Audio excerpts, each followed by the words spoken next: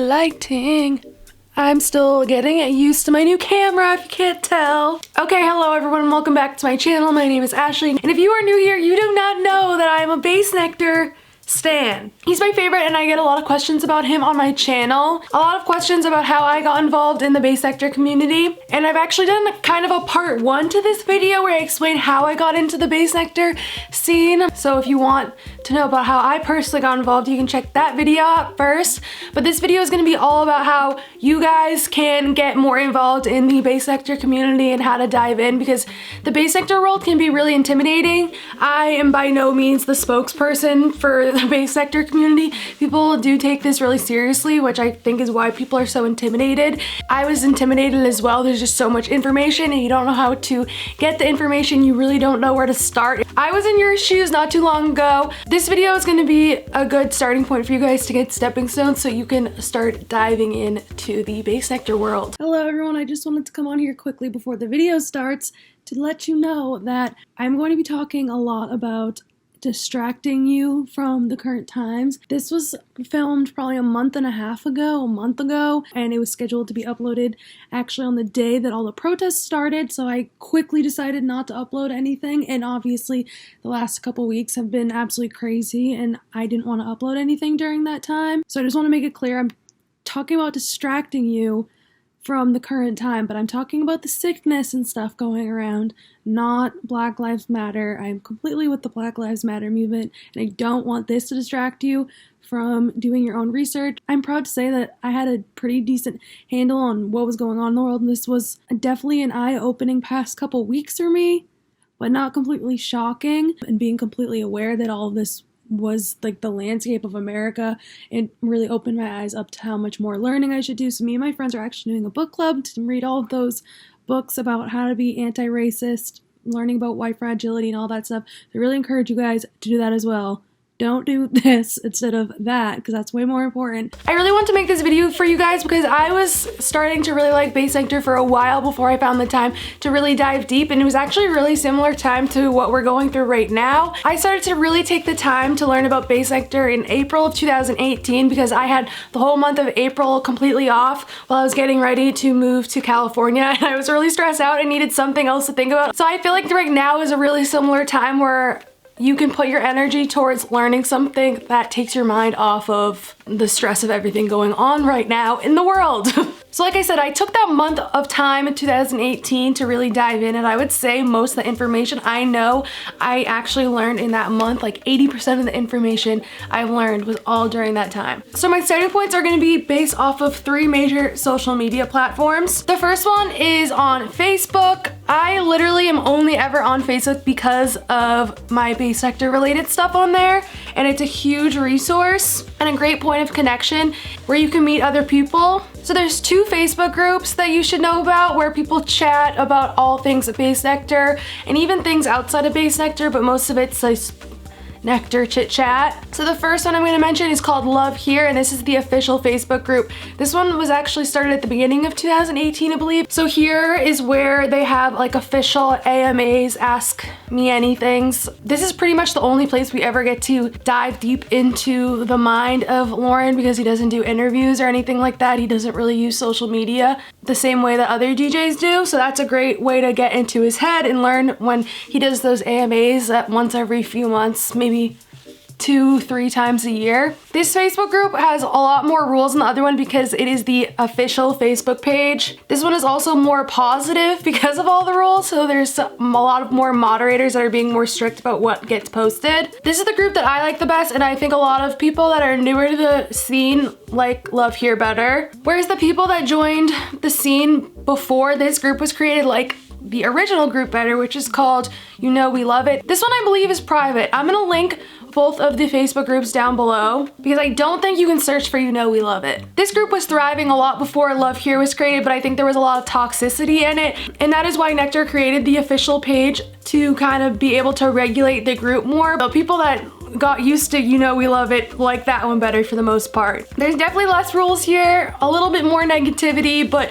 overall the groups are pretty similar and I enjoy the content from both of them. There's also a few other Facebook groups that are beneficial. It's not as much about learning, but just to help you get immersed in the scene for when you're diving in deeper, and those are the Bassnectar Rideshare and Bass B&B, which can just help you get to events if you don't have a ride or whatever, and you can connect with other people that have extra spots in their car that are looking for company or someone to share the gas money with, or someone to split a hotel room with, anything like that. There's also the Bassnectar Market Exchange, and that's where you can get like secondhand merch and stuff. And then the Bassnectar Face Value Ticket Exchange, which is awesome because it's really easy to get tickets for events for face value. Well, I don't know if I would say easy. At least you won't get scammed. They're harder to get your hands on because they're flying off because people are actually selling them for face value. If you were trying to go to a freaking Ariana Grande concert, that shit would never happen.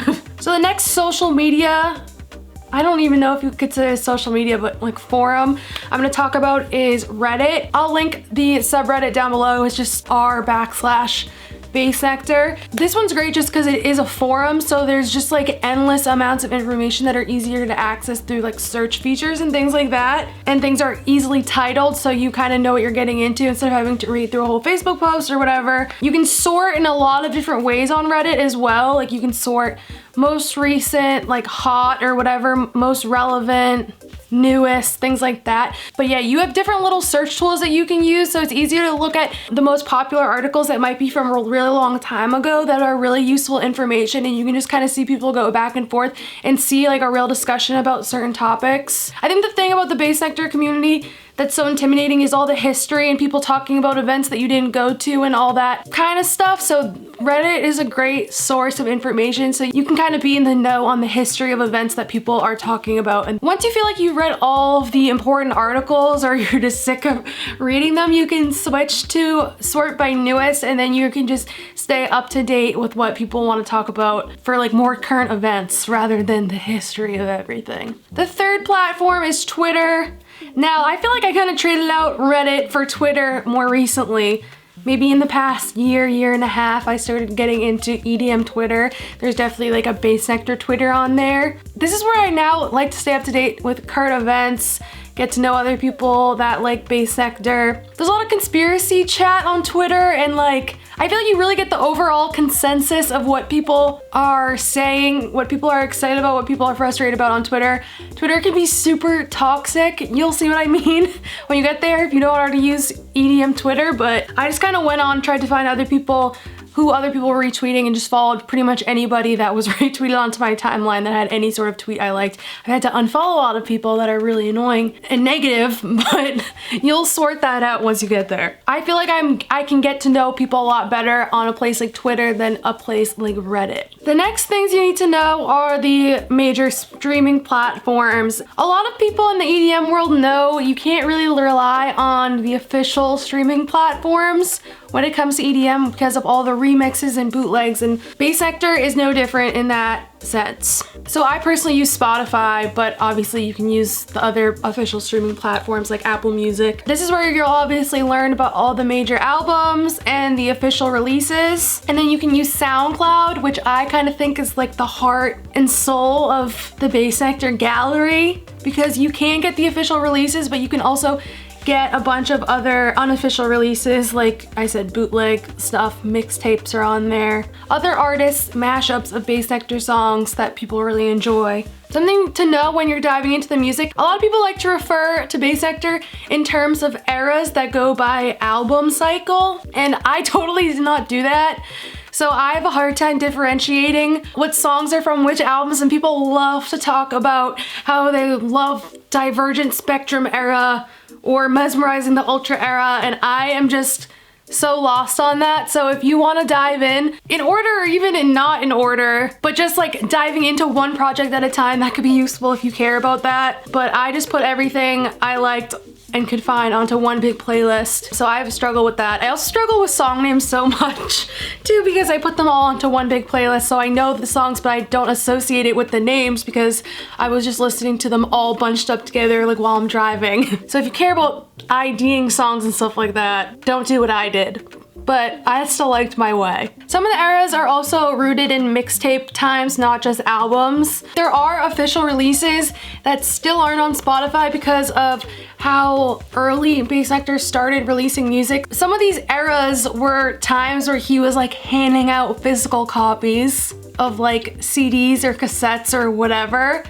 So that's why it's important to use SoundCloud as well. Bassnectar is so much more than the official releases, in my opinion. I started out making one big massive playlist. It literally has like 400 songs on it. It's not all Bassnectar. There's some stuff that has nothing to do with Bassnectar. It's mostly Bassnectar songs or songs that he likes to play at his events and that people chase even though it's not his music. Or it's, like I said, a mashup or something like that. So I made this list by taking note of everything I saw people talking about a lot on Twitter, Facebook, and Reddit. And I think I found one Reddit post again that I will link down below that was like a March Madness type, I don't know why I said March Madness, but like any type of sports bracket.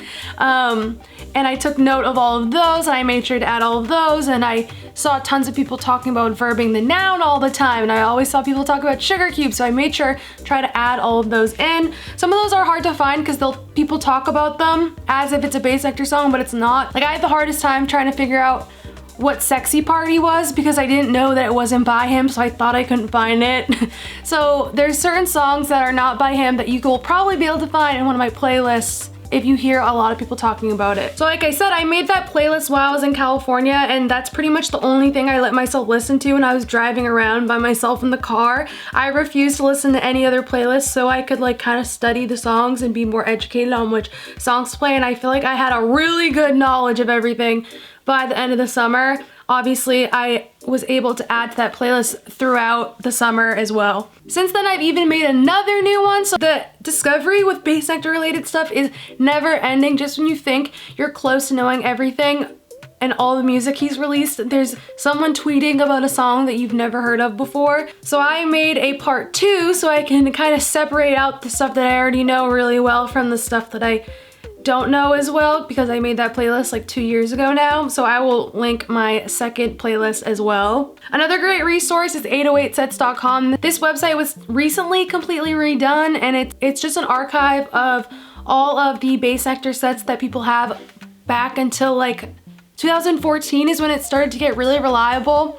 So every set that he's played, it says which song he's playing, and then the acapellas that are going over it, if there are any. You can see a ton of different sets. It's really fun once you started going to sets because you can make an account and you can track which sets you've seen, and then it comes up with a whole stats list for not only Bassnectar as a whole, but then a whole list of stats for the sets that you've been to, so you can kind of track your own progress of what you've seen and whatever. The people that have redone it have done a really good job. Another great way that I discover Bassnectar related stuff, and even stuff outside of this, which I've not heard of other people doing that I think is so genius that I just want to drop it in here, is to get a group of people that you also know that love Bassnectar. Even if you don't know them, like make a tweet online and try to find other people that like Bassnectar that want to be in on it. Me and my friends made a group chat. We have a festival friends group chat, and we also have a separate group chat with the same exact people called Wubs, and we just will only use that separate group chat to send each other new music, so you can